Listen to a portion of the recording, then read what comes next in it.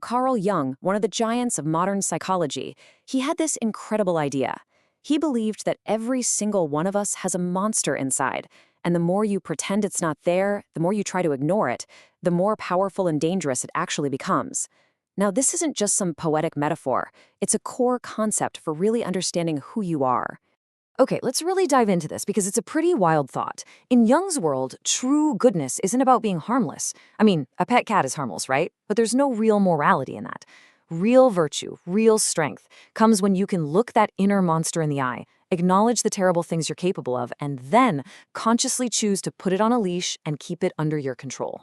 Jung went even further. He argued that the biggest threat to all of humanity isn't some external force. It's us.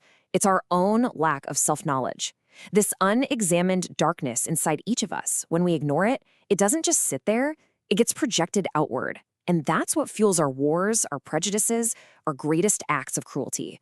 The biggest danger has always been the one we refuse to see in the mirror. So, let's start this journey. Let's look directly at where this inner monster comes from. What is it really, and how did it get there? This monster, this other self that's hiding inside you, it isn't just a philosophical idea. It actually has a specific technical name in psychology. And just understanding what it's called is the very first step toward really knowing yourself. It's called the shadow. And the best way to think about it is like a psychic backpack that you've been stuffing things into your entire life. Every impulse, every desire, every part of yourself that your conscious mind decided was unacceptable or shameful or just inconvenient, it all gets shoved into that bag. It is, quite literally, the you don't want to admit you are.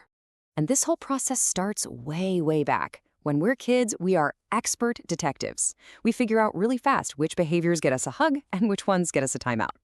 Well, those traits that get the negative feedback, maybe it was your anger, your aggression, maybe even your neediness, they don't just vanish. Nope. We learn to push them down, hide them away in our unconscious, and that's what forms the foundation of our personal shadow. Now, this here really helps put it all into perspective. You've got the persona. That's the polished social mask you show the world. Then there's the ego, which is who you think you are, the center of your consciousness. But then there's the shadow.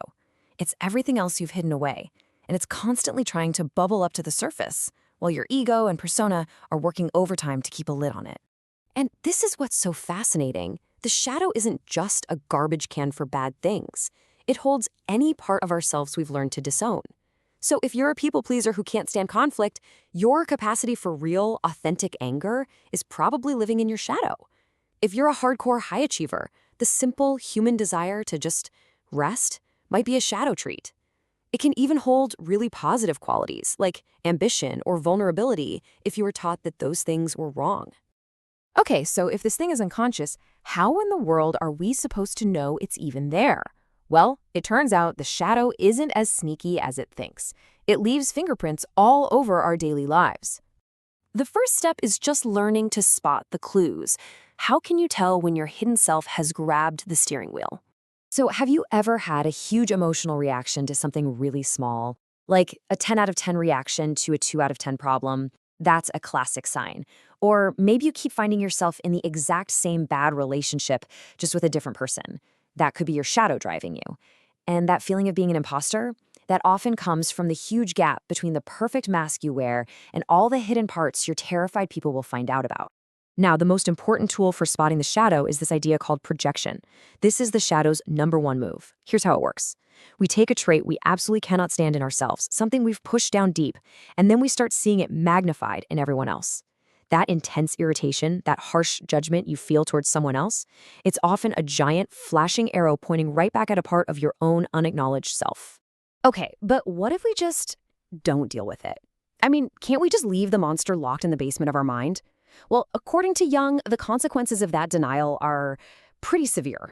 See, an ignored shadow doesn't just fade away. It festers. It takes a tremendous amount of psychic energy to keep that stuff suppressed, and it can leave you feeling drained and empty. And eventually, all that pent-up energy has to go somewhere. It'll find a way out, whether that's a sudden, destructive outburst, a moment of self-sabotage, or even as a physical sickness. This is one of Jung's most powerful and honestly chilling quotes. All those repeating patterns in your life, the bad luck, the feeling that you're just doomed to make the same mistakes over and over again, Jung would say that's not fate. That is simply your unexamined unconscious, your shadow, running your life on autopilot. And the stakes here are so much bigger than just our own personal lives. Just like individuals have a shadow, so do entire groups, even nations. And when a whole society disowns its darkness, it has to project it onto someone else, an other, an enemy. This collective projection is the psychological engine that drives scapegoating, prejudice, and ultimately, even war. So what on earth are we supposed to do? Well, the path forward isn't about fighting or destroying. It's an act of courage. Jung saw this as a kind of heroic journey, the journey toward becoming a whole and complete human being. And this is probably the most important point of all. You cannot and you should not try to kill your shadow. The goal is integration. It means you stop fighting these parts of yourself and instead you bring them into the light of your consciousness. You get to know them. That way you can make deliberate choices about them. The goal isn't to be a perfect saint, it's to be a whole person. So the process looks something like this. First, you just have to admit the shadow is real and it's in you. Then you start to encounter it, maybe by paying attention to your dreams or journaling about those people who really push your buttons. You start a kind of dialogue with it, asking it what it wants. And slowly, you begin to integrate it, accepting these traits as a part of you. And the most crucial step? Understanding this isn't a one-and-done deal. It's a lifelong practice of self-awareness. So why go through all this tough inner work? Well, the rewards are absolutely profound. You get back all that energy you were wasting on keeping parts of yourself hidden. You become way more authentic. Your relationships get better because you're not projecting your own baggage onto people. You can even tap into buried creativity and strength. And you become so much more emotionally resilient. Ultimately, Jung's message is really a call to be brave.